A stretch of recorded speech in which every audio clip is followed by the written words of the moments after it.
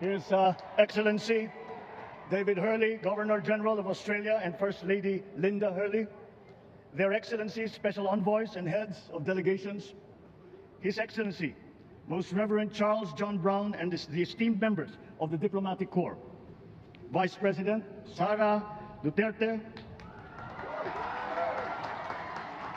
President Fidel Ramos, President Joseph Ejercito Estrada, President Gloria Macapagal Arroyo, Senate President Vicente Soto III, and the honorable members of the Philippine Senate, House Speaker Lord Alan J. Velasco, and the honorable members of the House of Representatives, Chief Justice Alexander Gesmundo, and the honorable justices of the Supreme Court, of course, First Lady Lisa Araneta, and my children, Alexander, Sandro, Simon, and Vincent.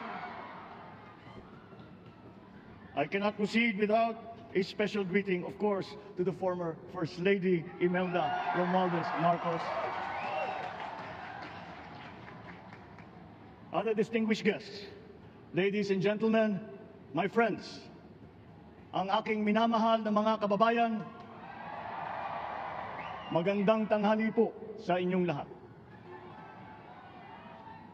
This is a historic moment for us all. I feel it deep within me.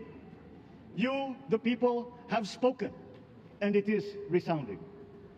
When my call for unity started to resonate with you, it did so because it echoed your yearnings, mirrored your sentiments, and expressed your hopes for family, for country, and for a better future.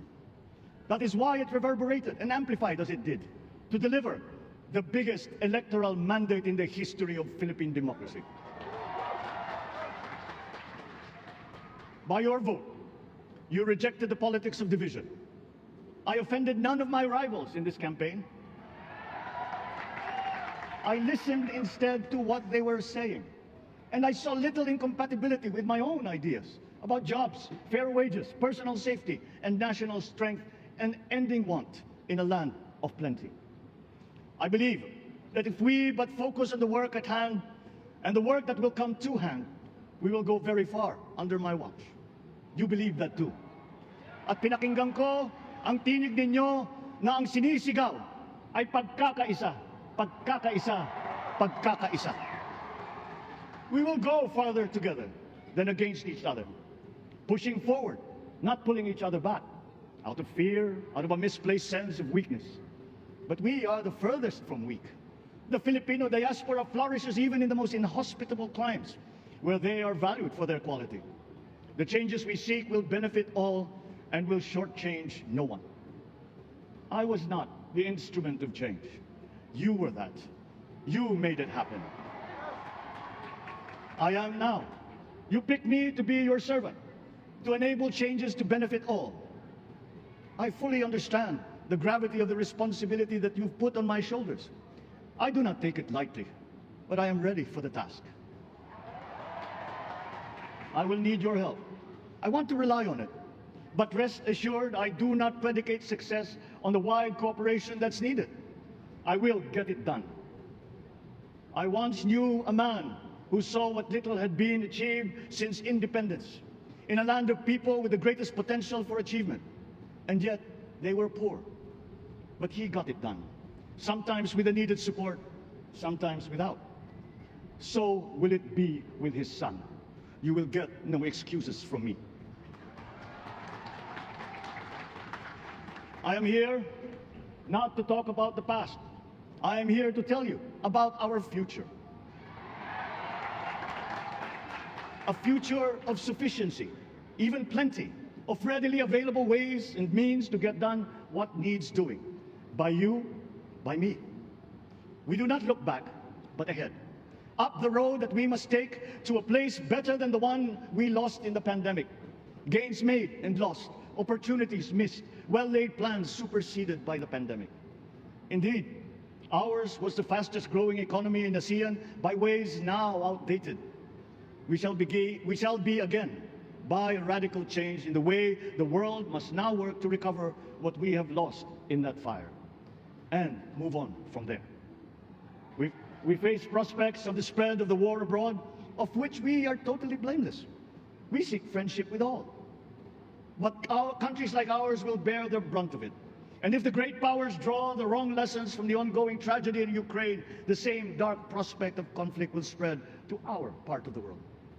Yet, there is more out there. Like going forward by new ways of doing that the pandemic forces us to adopt. A stronger resilience, quicker adaptability. They are our best prevention. They are our best protection. Quiet reflection in a rough and tumble campaign of a breadth and intensity never experienced revealed some of them, such as a willingness to listen despite the noise, the hesitation to quarrel over differences, and to never, ever give up hope of reconciliation. These gave me the peace to ponder deeper. There are hints of a road not taken that could get us out of here quicker, to something better, something less fragile. There is also what you, the people, did to cope, but this time empowered by new techniques and more resources. You got by, getting some of what you needed with a massive government help, and for this I thank my predecessor for the courage of his hard decisions. But there is a way to put more means and choices in your hands.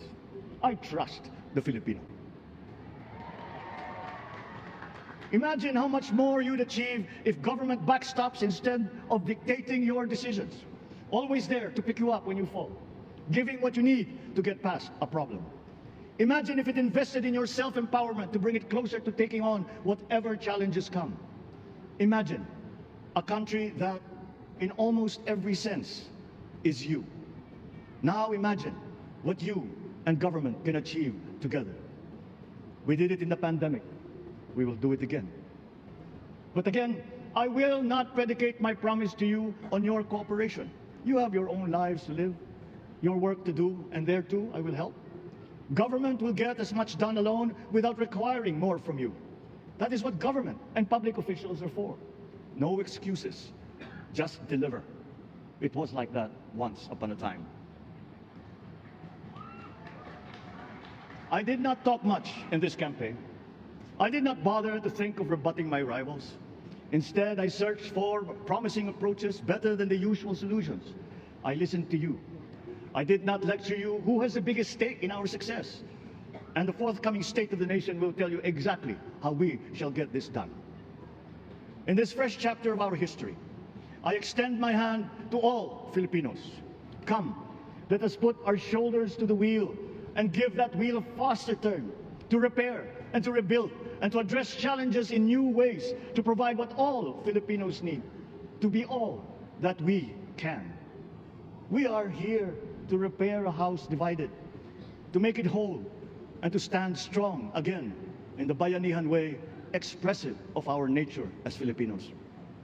We shall seek, not scorn dialogue, listen respectfully to contrary views, be open to suggestions coming from hard thinking and unsparing judgment, but always from us, Filipinos. We can trust no one else when it comes to what is best for us. Past history has often proven that. Solutions from outside divided us. None deepened our understanding. They were always at our expense. Never forget, we are Filipinos. One nation, one republic, indivisible. We resisted and never failed to defeat foreign attempts to break up our country in my father's watch. His strongest critics have conceded that. So let us all be part of the solution that we choose. In that lies the power to get it done. Always be open to differing views, but ever united in our chosen goal. Never hesitating to change it, should it prove wanting. That is how agile, resilient republics are made. Our future we decide today. Yesterday cannot make that decision anymore, nor can tomorrow delay it. The sooner we start, the surer and quicker the prospect of achieving our future. These are troubling times. What's happening to others can happen to us, but it will not. We see what's happening. We are witness to how it is being stopped, and we have seen the glory that crowns struggle against all odds. Giving up is not an option. We've been through times of bitter division, but united, we came through to this when it shall begin again, but better. The campaigns I've run have taken me here where I stand today. I listened to you, and this is what I have heard. We all want peace in our land. You and your children want a good chance at a better life in a safer, more prosperous country. All that is within reach of a hard-working, warm, and giving race. Your dreams are mine. Pangarap nyo ay pangarap ko. How can we make them come true? How can we do it together? But I will take it as far as anyone with the same faith and commitment can, as if it depended entirely on himself. Sa pangarap na maging mapayapa ang ating bansa, ang pangarap nyo ay pangarap ko. Sa pangarap na maging maunlad ang ating bansa, ang pangarap nyo ay pangarap ko. At sa pangarap na maging mas masinang ang kinabukasan natin at ng ating mga anak, ang pangarap nyo ay pangarap ko. We are presently drawing up a comprehensive, all-inclusive plan for economic transformation. We will build back better by doing things in the light of the experiences that we have had, both good and bad. It doesn't matter. No looking back in anger or nostalgia. In the road ahead, the immediate months will be rough, but I will walk that road with you. The pandemic ravaged bigger economies than ours. The virus is not the only thing to blame. What had been well built was torn down. We will build it back better. The role of agriculture cries for the urgent attention that its neglect and misdirection now demands. Food self-sufficiency has been the key promise of every administration. None but one delivered. There were inherent defects in the old ways and in recent ways too. The trade policy of competitive advantage made the case that when it comes to food sufficiency, a country should not produce, but import what other countries make more of and sell cheapest. Then came Ukraine. The most vulnerable when it comes to food are the countries furthest away from the conflict, those bearing no blame for provoking it. Yet they face the biggest risk of starvation. If financial aid is poured into them, though it never is, there is nothing to buy. Food is not just a trade commodity. Without it, people weaken and die. Societies come apart. It is more than a livelihood. It is an existential imperative and a moral one. An agriculture damaged and diminished by unfair competition will have a harder time, or will have no prospects at all of recovering. Food sufficiency must get the preferential treatment the richest free trade countries always gave their agricultural sectors. Their policy boils down to don't do as we do, do what we tell you to. I am giving that policy the most serious thought if it doesn't change or make more allowances for emergencies with long-term effects. There is a parallel problem in our energy supply. Sufficient fossil fuel-free technology for whole economies has yet to be invented, and it is not seriously tried by rich countries. Again, consider the response of the richest countries to the war in Ukraine. But surely, a free world awash with oil can assure supplies, or we will find a way. We are not far from oil and gas reserves that have already been developed. What we teach in our schools, the materials used must be rethought. I am not talking about history.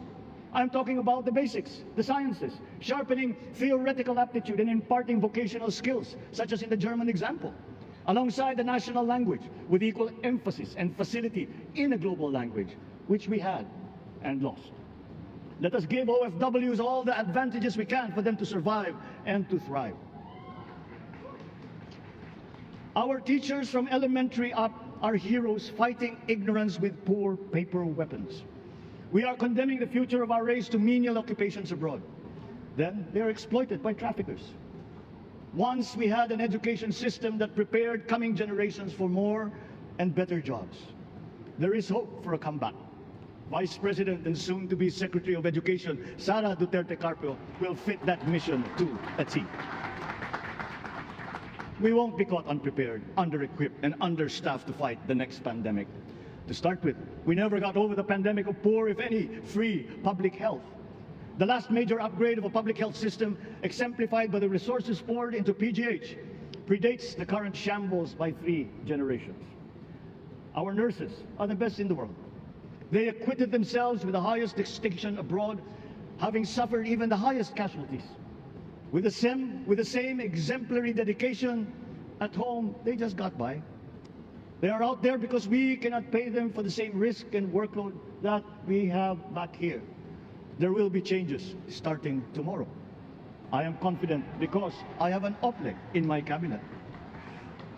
There were shortcomings in the COVID response. We will fix them out in the open. No more secrets in public health. Remember, I speak from experience. I was among the first to get COVID. It was not a walk in the park. My father built more and better roads, produced more rice than all administrations before his. President Rodrigo Roa Duterte built more and better than all the administrations succeeding my father's.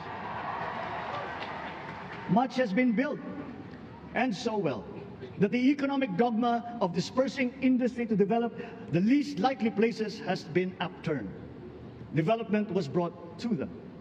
Investors are now setting up industries along the promising routes built. And yet, the potential of this country is not exhausted. Following these giant steps, we will continue to build. I will complete on schedule the projects that have been started. I'm not interested in taking credit. I want to build on success that's already happening. We will be presenting the public with a comprehensive infrastructure plan. 6 years could be just about enough time. No part of our country will be neglected. Progress will be made wherever there are Filipinos, so no investment is wasted. The recovery of Philippine tourism, with its emphasis on accessing nature's beauty, I am sure will exceed expectations. And bigger is not always better, but there's something to be said for economies of scale. And yet the country invites investments in fast-rising industries with quick returns and inflicts irreparable damage for future generations. We have yet to see large-scale practical solutions to pollution, though some are beginning to emerge. But there are tried and proven new ways of mitigation. Blades have been turning over the sand dunes of Ilocos Norte, harnessing a power all around, but unseen, long before this day. I built them. The rich world talks a great deal, but does a lot less about it than those with much less, but who suffer more death and destruction from climate change and lack of adaptation. We will look to our partners and friends to help the Philippines, who, despite having a very small carbon footprint, is at the highest risk. First, spare victims, then help them recover, and move on to lessen the harmful impact of climate change. We too have our part to play. We are the third biggest plastics polluter in the world, but we won't shirk from that responsibility. We will clean up. You will not be disappointed, so do not be afraid. With every difficult decision that I must make, I will keep foremost in my heart and in my mind the debt of gratitude I owe you for the honor and responsibility that you have conferred on me. Whatever is in a person to make changes for the better of others, I lay before you now in my commitment. I will try to spare you. You have your other responsibilities to carry. But I will not spare myself from shedding the last bead of sweat or giving the last ounce of courage and sacrifice. And if you ask me why I am so confident of the future, I will answer you simply that I have 110 million reasons to start with. Such is my faith in the Filipino.